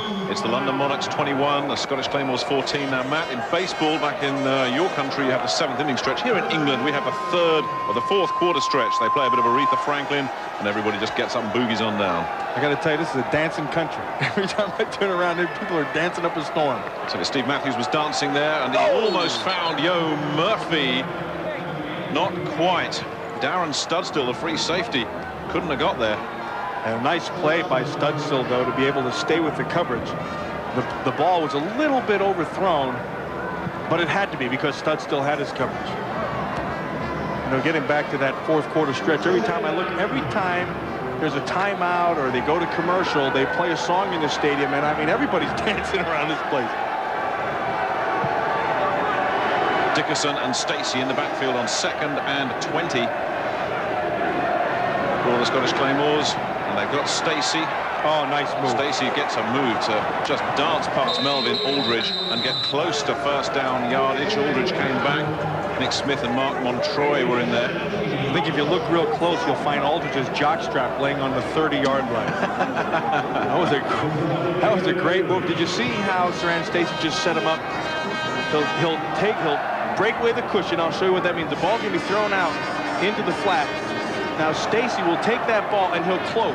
And right here is where you eat the cushion. See how he comes to him? And then he makes the move. He sets him up to the outside, comes back to the inside. Like I said, about the 30, there's a jockstrap laying out there. Nick Smith brought him down after 17 yards. 3rd down and 3. That helps. Matthews, nice play. Gets a man wide open. Stacey once again gets past the first guy. Picks up another 12 yards. That was a big 3rd down. I'll tell you, what you really see with Saran Stacey is no panic. I mean, this guy is cool. He's always smooth. You don't ever have to worry. You never get the sense at all from him that the game is bigger than he is. And I think it's smart for Kreiner to start using him. Remember earlier we said this would be the guy who's going to have to make a difference, and he is. And he's doing it with pass catching out of the backfield rather than running, where he's really struggled. The London Monarchs have bottled up that running game, but now he's a threat out of the backfield. And they've got to stop that. Stacey goes in motion. Dickerson in the backfield. Pressure comes. This time he gets Scott Cooper, and Cooper gets hit by Dunstan Anderson. Scott Cooper is only 150 pounds, and he's got a couple of lead weights down his trousers. Picks up 3 yards on his 2nd catch of the day. Well, I'll tell you, talking, and you called him Scoop, which is what they call his nickname, yeah. Yeah, and the thing is, this guy plays with such great passion, and he just couldn't wait to get out on the field just to help Scotland. I mean, we talked to him yesterday, and he was just oozing with passion. Marcus Thomas in the backfield with Dickerson on 2nd and 8. An audible by Matthews. Knew he had man coverage. Matthews gets rid of it. Yo Murphy's there, but no chance. And it's picked off by Sean Crocker, who gets back to the line of scrimmage where Marcus Thomas brings him down. That a disaster for the Claymores. One of 2 things happened. Matthews at the line of scrimmage changed the play. He saw he had man coverage, and so he audible. So either Yo Murphy did not get the call and ran the wrong route, or Matthews made the wrong call because he throws to the center of the field off his back foot. Could just be a bad throw. You see, Murphy is breaking to the out. The ball hung up, and then Crocker makes the play. He knew what he wanted to do. They just couldn't get it executed. A 2nd interception of Steve Matthews. Another turnover for the Scottish Claymores. 5 in total now, 4 in the first half. Gaston Green in the backfield. Oh, he's going up. Preston Jones goes upstairs, looks for Hinchcliffe. Oh, he picked it. Forey Duckett came down with an interception. But there is a flag. Yes, there is. Preston Jones hung that ball up. I got to tell you, Hinchcliffe was beyond Duckett. But Duckett with that extra size again. Well, the ball hung up in the air. Had it been thrown out in front, that would have been 6. There's talk of face masks here. But Willie Hinchcliffe, who's got such confidence in his own ability, is finding out that there are some defensive backs that can play this game as well. Well, there's a lot of variables. After the interception, grabbing the face mask, 5-yard penalty, number 83 against London. That's Willie Hinchcliffe. I got to tell you, Preston Jones hangs this ball up, which is one of those variables I'm talking about. At the end of this play, Hinchcliffe is about, look at the separation. I mean, that should spell touchdown. And then he had to slow down to come back to it. You can see the face mask at the end. Actually should have been more than 5 yards, maybe a 15er, because he kept on that thing. But Hinchcliffe was behind him. The ball hung, and that's when Forey Duckett made the play. Welcome to the wonderful world of American football, Willie. Meanwhile, Terry Carg in at quarterback for the Scottish Claymores. They've made the switch. Frankly, I'm surprised that it went this long. 12 minutes left. Terry Carg is listed as 6 foot tall, but I tell you, he's not 5'9", but he's got a big heart, and he won the game for the Scottish Claymores here last season. Very, very gutsy performer. He's never 6 foot. Nick, you could eat soup off that guy's head. A very gutsy performer. He's got a long way to go with 11.5 minutes remaining. The Claymores inside their own 15, but it's Stacey is going to be the workhorse for them, just like he was last year. The big man, William Perry, was in there. No wonder Stacey was dancing around. He was looking for daylight. Couldn't find it. A nice job by that defensive front, particularly Andre Allen, the outside backer, 55.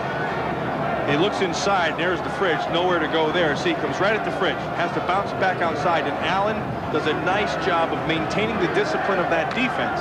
They can't bounce it outside, they have to go back, and the fridge just flops in. 3rd down and 5. Yo Murphy, wide left. LaChapelle, wide right. Card gets it away, can't find Ron Dickerson, and there was pressure up the middle from Horace Morris, who's doing a little dance.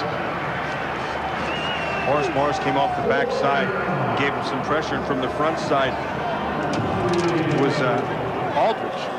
Gave some pressure, and then that forced, you know, a premature play. Yeah, man. And it turns this into a 4th down.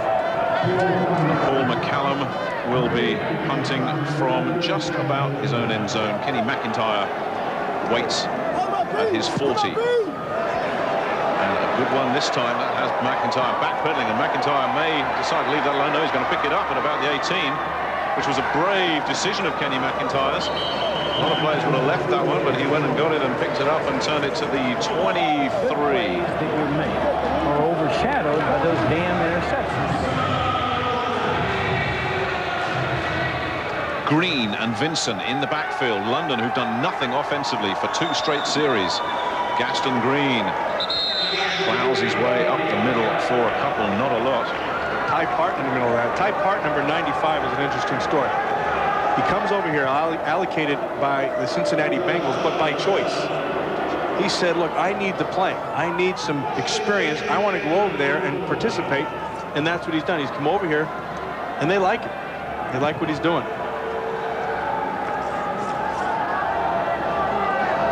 Couple of yards there for Gaston Green. 2nd down and 8. Very important drive this for the London Monarchs with 5:41 remaining. Green on the draw play. Joe O'Brien was in there and stuffed that.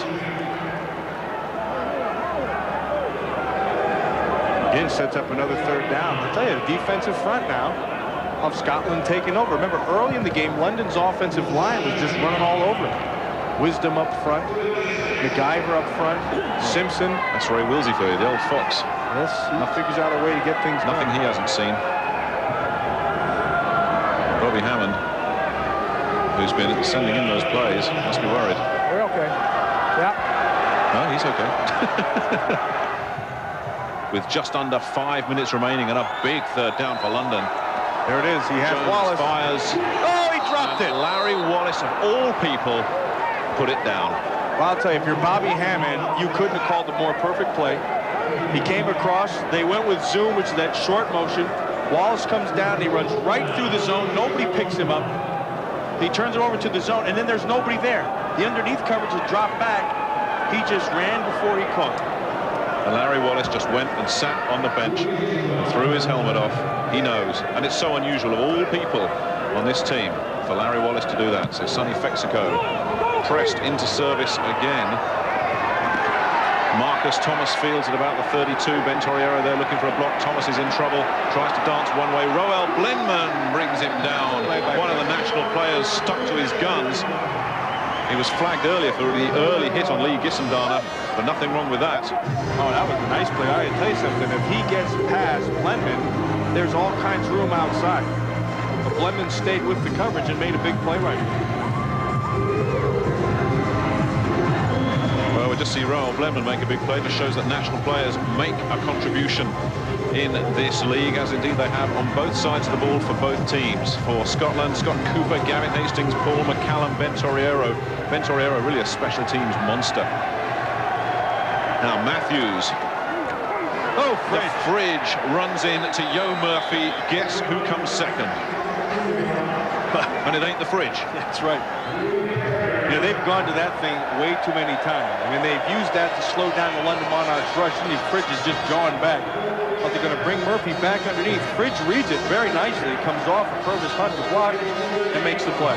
You got to feel sorry for Yo Murphy. You make the catch, and then a split second later, there's the fridge on top of you. And he's 350 pounds. I like that ish. 350-ish. That's what I'm going to call myself from now on. Ish. Matthews, 2nd and long. Pressure comes. He gets rid of it. And did well to get rid of it, because they were steaming in. Blaine Berger was after him. The fridge was in there as well.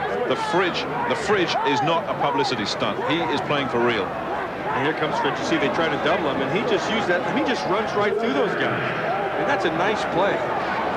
He's working back inside, and that's just power. You know, Fridge is not a move guy, honestly. There's not an ounce of finesse in all those pounds. But when he gets those things rolling forward, it's tough to stop him. Etheridge comes out on third down. Cries of defense, defense all around White Hart Lane. Another big third down play in this game with less than 4 minutes remaining. Matthews finds Stacey. Stacey with some work to do, and does it. Oh boy, he got a first down, and that was all Saran Stacey. That is a tough call and a gutsy move. Throwing back underneath, they hadn't run anybody off. Stacey again, great poise. You know, Stacey's numbers at the end of this are not going to be anything special, and yet he's made such a big difference in the second half. They will not be indicative of the role he played. There's a nice block. He cuts back inside. This is all Stacey. He picks up that last 6 yards by himself. And a first down at the 46-yard line of the London Monarchs. 3:19 left. Scotland down by 7. Stacey picks his way to the 40-yard line. Ivan Caesar on the stop, along with Kevin Gaines. 3 minutes left. It's time for London now. They're going to have to regroup. I mean, they've been getting consistent pressure on the quarterback, which has forced them to have to roll right and left to try to buy some time. Now their secondary people are going to have to make the plays. What a difference. At half-time, it was a question of how many were London going to win by. Now it's a question of can London hang on. Second down. Stacey, the workhorse again, picks his way closer. Flag comes in late in the London backfield. Stacey will be short of first down yardage anyway.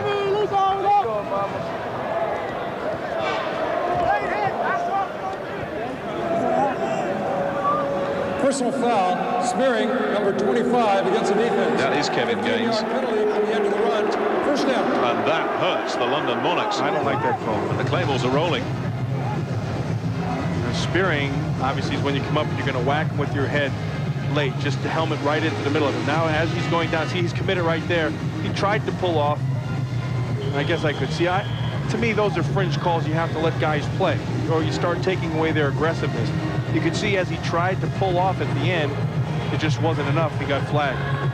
Well, that's why it's happened. If he's penalized for unnecessary roughness, he's out of there for 2 plays. So, the Scottish Claymores on the move at the 24. Stacey again, doesn't get it. Lewis Capes stuck with it. And got some help from Nick Smith, but Lewis Capes, the British national, made that play, and doesn't he know it? That was a good play. Lewis Capes works off the block, runs right down the line of scrimmage. You're going to watch him, number 66. To right as you can see, he works off the block, keeps his outside arm free, and then just runs right down the line of scrimmage and then stays with it. Nick Smith comes up, and that's a nice play.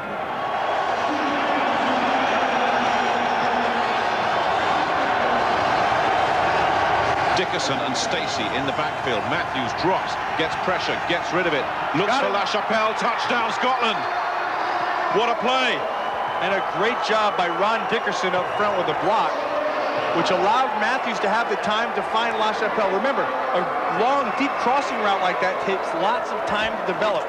LaChapelle got beyond because Dickerson made the block up front. And now, what pressure on Gavin Hastings, the rugby union player who's converted to American football. He's got to make this kick. He's been in bigger pressure situations than this, but that's in his own game. He's in a different game now. He's 2 for 2 so far. He's got to nail this one. Terry Card, the holder. High snap, Card gets it down. Hastings nails it. Like he was born there.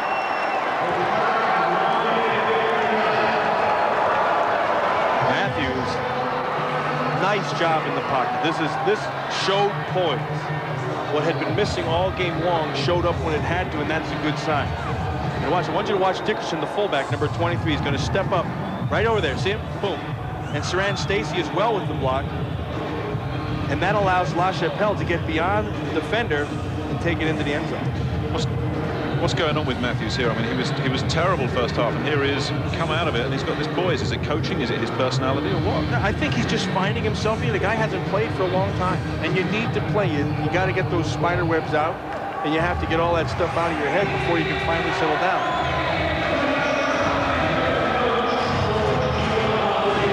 So we're all square. 21 apiece. 1:53 left.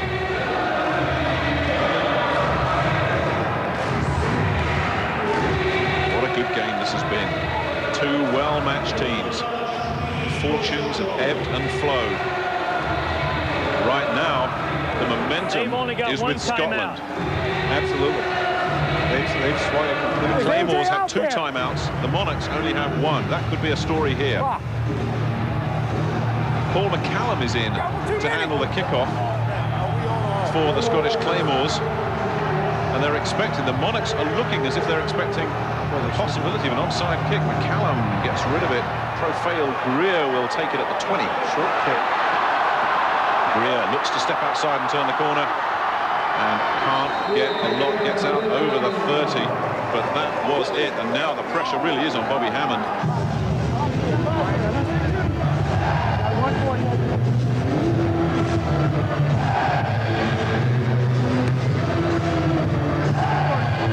Get ready to go to your 2-minute offense, okay? Passing.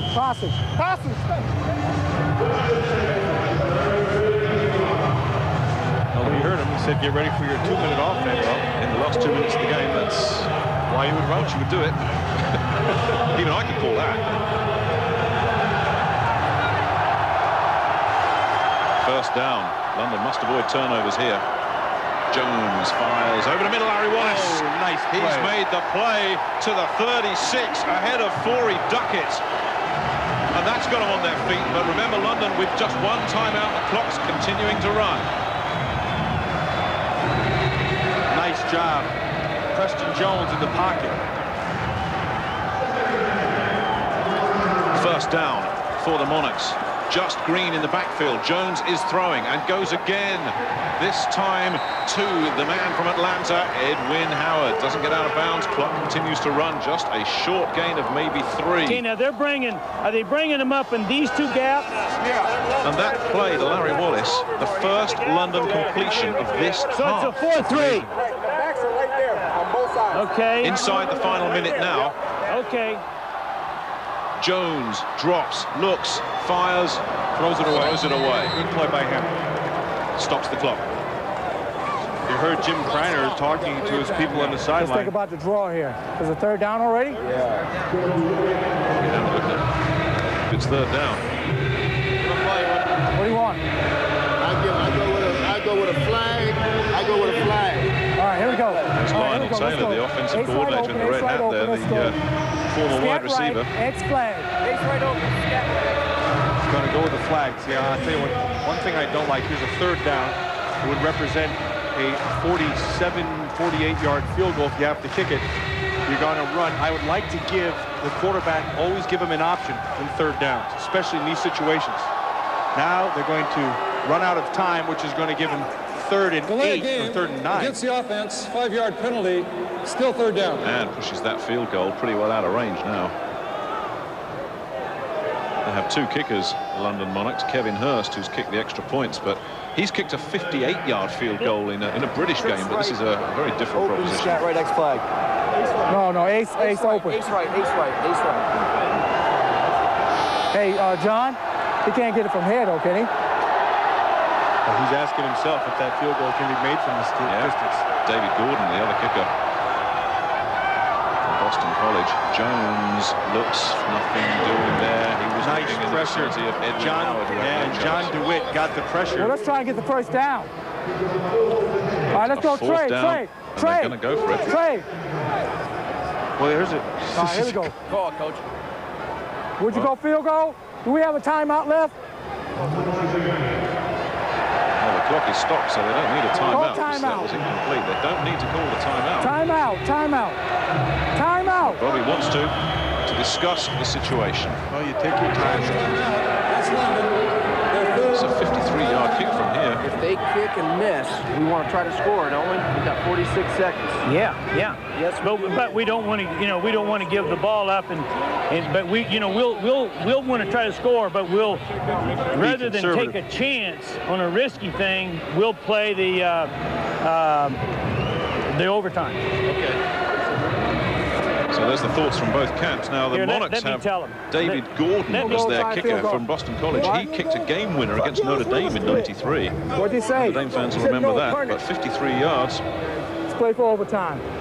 Now they both have made their decisions to play for overtime. Bobby Hammond, you heard, They play for overtime. And Jim Kreiner as well said we'll go for the score, but we'll play for the overtime. Mexico looks for the corner. It's an awful punt. Guess what? When you get a punt like that, you'd rather take your shot at kicking a 50-yard field. It's given them 7 yards. 6. And Sonny knows it. Right, he gave him 10 yards instead of a touchdown, a touchback.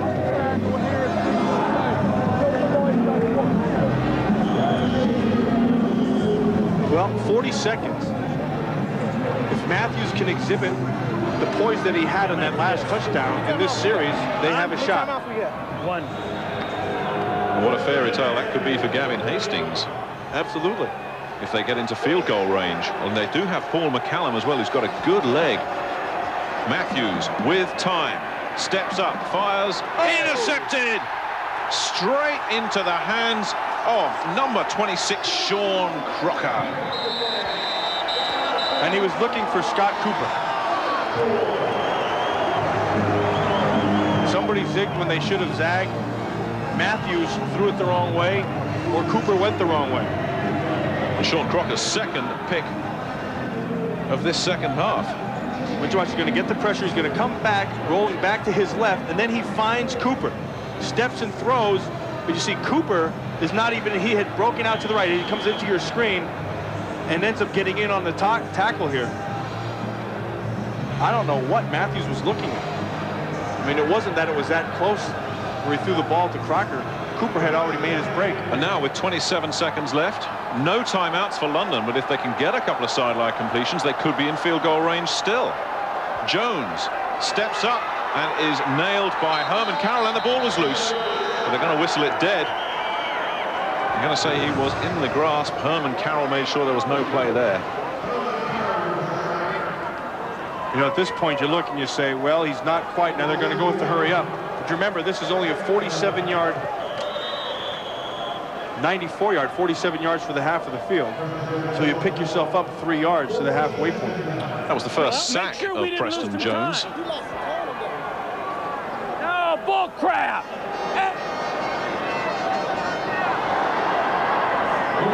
Why is it coaches never like the call, no matter what it is? They're always complaining and arguing and moaning and shouting. That's an inherent thing. I think that's genetic. Do you have to sort of, is there a course you kind of go on to be, you know, to be a coach? I think so. Because you're not like that, man. Coaching 101. No, absolutely not. Third down and long, 14 seconds left. Vincent and White in the backfield. It's not going to go to them. Jones actually does throw to Russell White, but White has got a lot of work to do. 7 seconds left. Now, can he get out of bounds? 4 seconds, 3 seconds. Oh, what a stops the clock at 3 seconds. What a run from Russell White, and everybody's on their feet. Now that is the play of the day right there. And that is going to allow London, with 3 seconds left, to take a shot at this with a field goal. Gordon is in. He'll set up from about the 29-yard line. It'll be a 39-yard kick with 3 seconds left. Well, the pressure's on David Gordon. This for the game. He did it for Boston College against Notre Dame in '93. Can he do it for London against Scotland? Shanked it. And no. It never had a shot. But we're in OT, boys.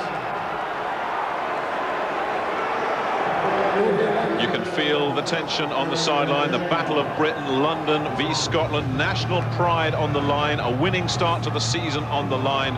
And everything to play for as we go into overtime with these two teams locked up at 21 apiece. Scotland wins the toss. Where do you want to go? And chooses to kick, and there's a reason, because they don't go to overtime right away. Or sudden death, I should say. Each team will have a chance to score. If you stop them here, you have the opportunity to gain field position, which is what Jim Kreiner was thinking about. Profile Greer on the return. James Williams trying to run him out of bounds. He gets past Williams, but doesn't get past Marcus Thomas. Joe O'Brien. The London Monarchs will have it at around the 32-yard line. I just wonder if all these fans know the overtime rule here, because if the Monarchs put anything on the board, I think half these fans are going to think it's over. It's over with, yeah. That's interesting thinking by Kreiner. See, now if he can stop him right here and get field position, it would be better than the 20 if they took the kickoff. anniversary of the Battle of Culloden when the English routed the Scots. It looked like that was going to happen here at half-time. A very different Scottish performance second half. Gaston Green nailed behind the line of scrimmage. Sander made a great play. Sander came up and took Simpson, turned him right back inside, and then the tackle was able to be made. David Webb made the tackle, but Sander is the one who made the play. I want you to watch. Right outside, there's Sander, 54, shoves everything right back inside, and then Webb can come up with the tackle. This Claymores defense is pumped. A loss of a yard, 2nd and 11. Gaston Green in the backfield. They've gone to Edwin Howard, who gets nice job by first Howard. down with a second effort with James Fuller all over him. He had to make that second effort to get the first down. But there is a laid flag. off quite a bit. A flag down at the line of scrimmage. Holding, number 65 on the offense.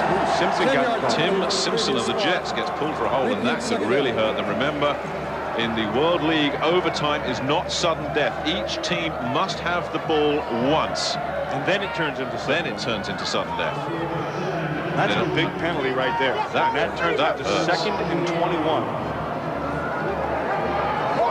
You'll throw a zone at him right here. If you're Scotland. An extra defensive backs checking in for the Scottish Claymores. Marvin Goodwin, number 46, as they go to the spread formation of 4 wide receivers with Gaston Green alone in the backfield. Jones looks, and looked for Gaston Green, who looks as if he didn't expect him. Well, Emmett Waldron was expecting, and he had locked up. They went zone behind and man underneath on Gaston Green.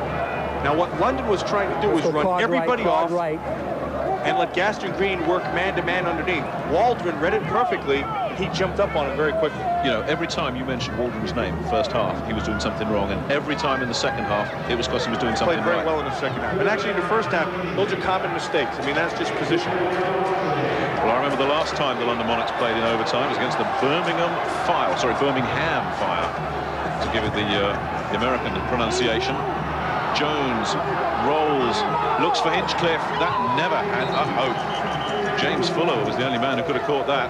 I'm going to tell you something. Watching Hinchcliffe play today, they've got to figure a way to use him more in their offense because he runs by people all the time. He's run by guys 3 times. They've not been able to keep up with him, but the quarterback has not been able to get on the ball. 1, 2, 3, and out for London. That holding call against Tim Simpson was a monster. And I think it was the first holding call that line's had all game. That's a 21-yard difference with that call. Sonny Fexico gets a low snap, handles it well. Flags come down. And it's fielded at the 25 by Gisandana, who runs into Andre Allen. But there are flags.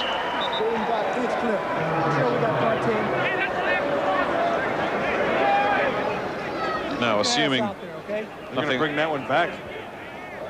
Looks like Kreiner and the boys, and they are. Well, London have had their possession. If Scotland score here, it's over. Illegal formation against the offense. Only 6 men on the line of scrimmage. Repeat. Oh, and that's one of those penalties that drives a coach crazy.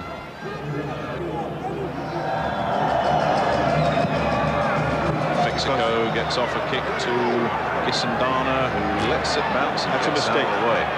And that gives them about another 13 yards and knocks it down to the 27. So Sonny Fexico, who's had an up and down kind of afternoon, came up when he needed to. But we've got to stress again, now it effectively becomes sudden death. London have had their first possession, they've done nothing. So Bobby Hammond knows his defense has got to come up and stop the Scottish Claymores here. A Scottish Claymore team that gave up 4 turnovers in the first half, but just 1 after that.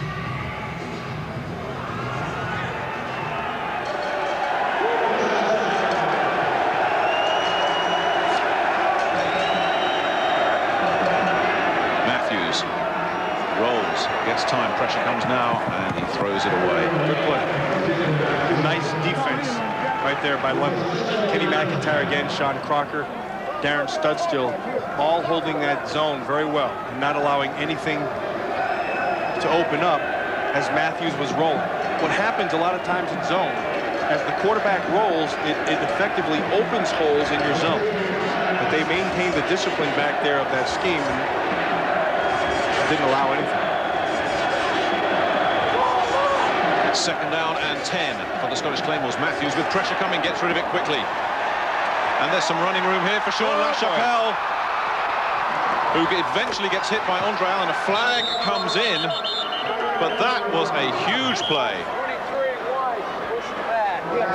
30 yards if it stands up. 23 white. It's going to be Dickerson pushing the back. Take that shit back. And that'll hurt. Illegal block in the back. Number 23 on the offense. 10-yard penalty from the spot of the foul. 1st down. It's Ron Dickerson, the fullback, number 23. You're going to watch him right there on your screen as they throw it back outside. He just hustles to get over there, knowing that they have to have the big play. Nice job by LaChapelle to get outside. And then watch Andre Allen. And there's Dickerson right at the top. He pushes Studstill in the back, which is a severely average call, otherwise known as a bad call. I wondered if you were going to get around to it, Matt. I know how you hesitate to sort of speak your mind in these situations. Bottom line is the Claymores are in Monarchs territory at the 43. Matthews, pressure comes from A.J. Jenkins, who's got Matthews wrapped up. By Jenkins. Sack, and that's a big one, and Jenkins knows it. He's undersized for a defensive end, but he comes up with a lot of big plays, a lot of heart and passion. And he uses what he has, and that is his speed. All he does is he blows up the field, and he gets to the corner, top corner, goes right around Bart, and then just gets that little fingertips in the top of that jersey, stays with it. And, of course, he has his Monarch dance. He's happy. A 6-yard loss, and in this situation, every yard a team loses hurts them. 2nd and long. Matthews looks, fires, broken up. He was looking for Sean LaChapelle. Kevin Gaines broke it up. I'll tell you what, the DBs for London have been coming up with some big plays. I mean, they have just been fingertips away from big plays if you're Scotland, but they have been big plays going the other way. Watch Gaines, get the hand out. See, that's the difference between a good and a great play. Again, he came up with a play.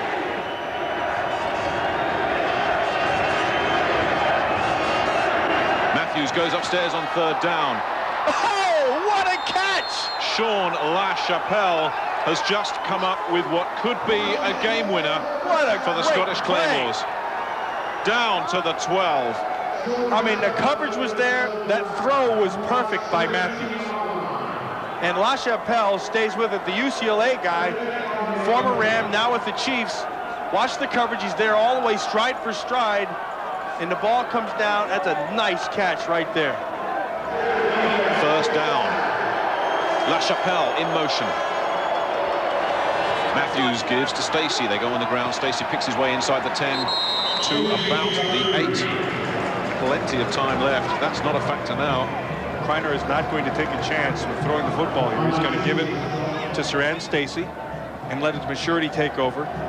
Don't turn the thing over and get your chance for the kick if you don't get the first. Now, we're going to do another quick language check here. I mean, when we talk about local rivalries, we tend to talk of them as derby games. Derbies. Yeah, you have that?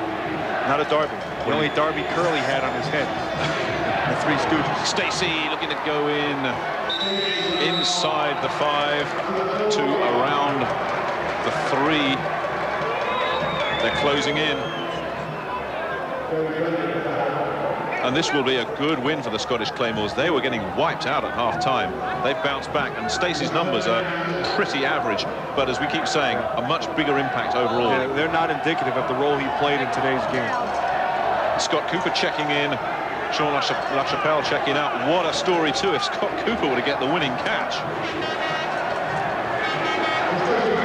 3rd down at about the 3.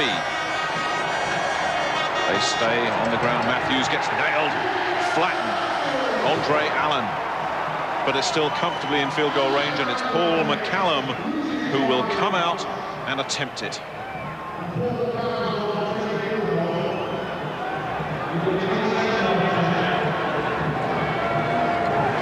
Number 59, 71, and 68. It's going to be a 27-yard attempt. Should be a chip shot, this, for McCallum. The boos go up. this for the game. High enough, good enough. Scotland win in overtime.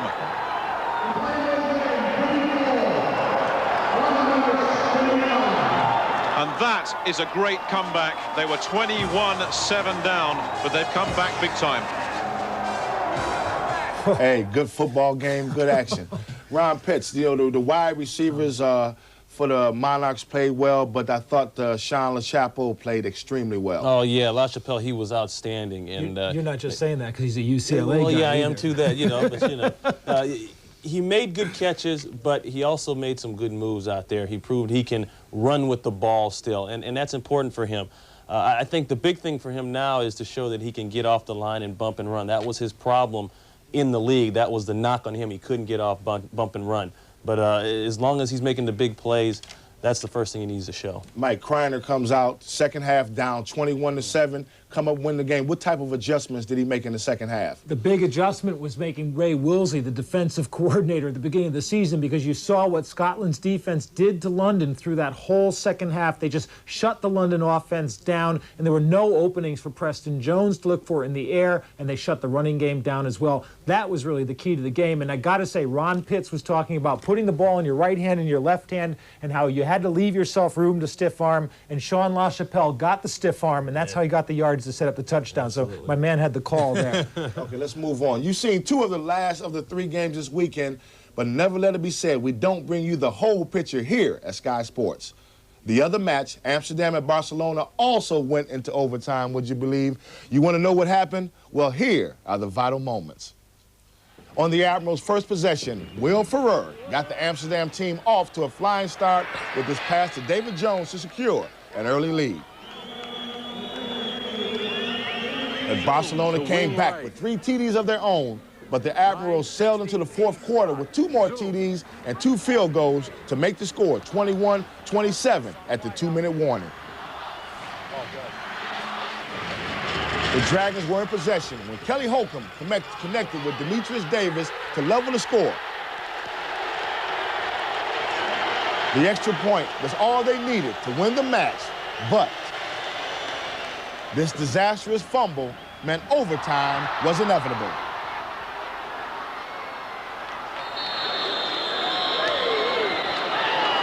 Five and a half minutes into the overtime, and the home team's Terry Wilburn scores for the winning TD, and Coach Bicknell felt the warm glow of success.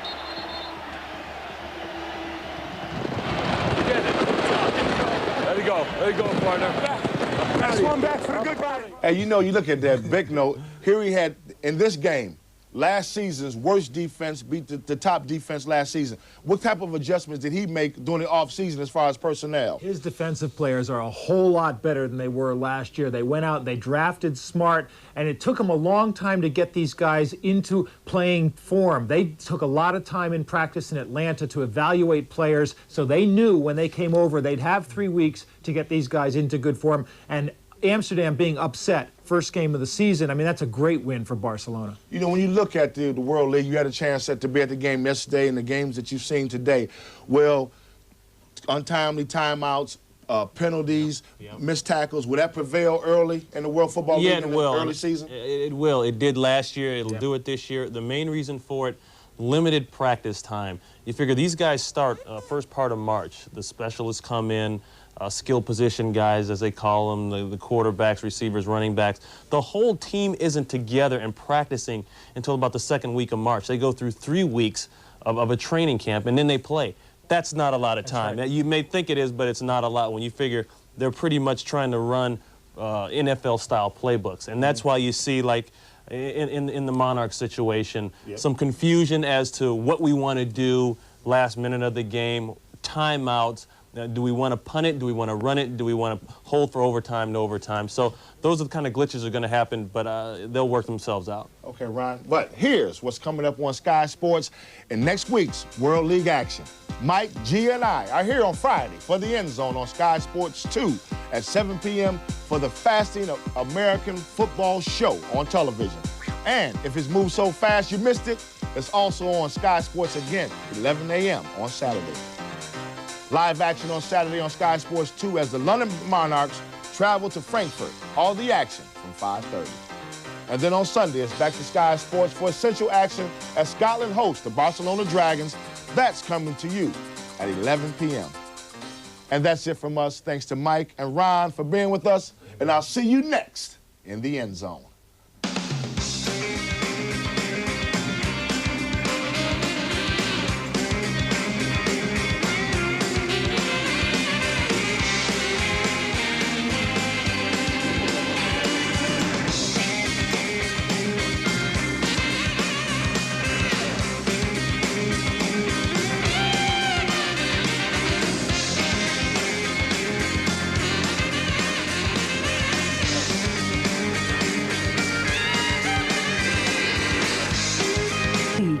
American football.